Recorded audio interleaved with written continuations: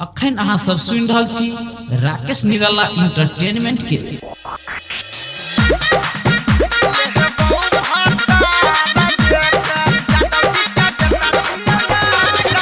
Mix by DJ Rakesh Nirala Daha। गे छौड़ी छौड़ा में सब कुछ बाटै छै, हम मांगै छियै त काहे डांटै छै या ना। गे छौड़ी छौड़ा में सब कुछ बाटै छै, हम मांगै छियै त काहे डांटै छै। किया करै छै तू गई खेला हर जेका, यादव जी के बेटा छियै यार जेका, लेबो भाता रजेका। यादव जी के बेटा छियै यार जेका, लेबो भाता रजेका। DJ Rakesh Nirala Daha। अखन अहाँ सब सुन रहल छी राकेश निराला इंटरटेनमेंट के।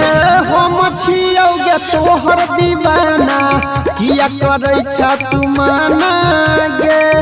आई खोल देबो गे छौरी चोली वाला सब खजाना गे।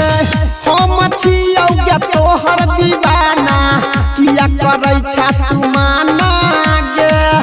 आबै खोल देबो गे छौरी चोली वाला सब खजाना गे। कबेरी दे हमारा तू प्यार जेका, यादव जी के बेटा छियै यार जेका, लेबो भाता रजेका। यादव जी के बेटा छियै यार जेका, लेबो भाता रजेका। DJ Rakesh Nirala Daha।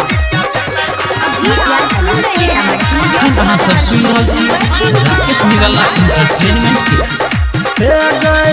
एगो चुम्मा दे दे गे रानी, देहबो प्यार के निशानी गे। कोन कटतै सुनै तोरा बिन हमर चढ़ल जवानी। DJ Rakesh Nirala। चुम्मा दे दे गे रानी, देबो प्यार के निशानी गे। कोन कटतै तोरा बिना सुन हमर चढ़ल जवानी गे। नील के दे दे सुतार जेका, Daha। पर बिना माछ छौड़ी तोहर यार जेका, लेबो भाता रजेका। या छौड़ी तोहर यार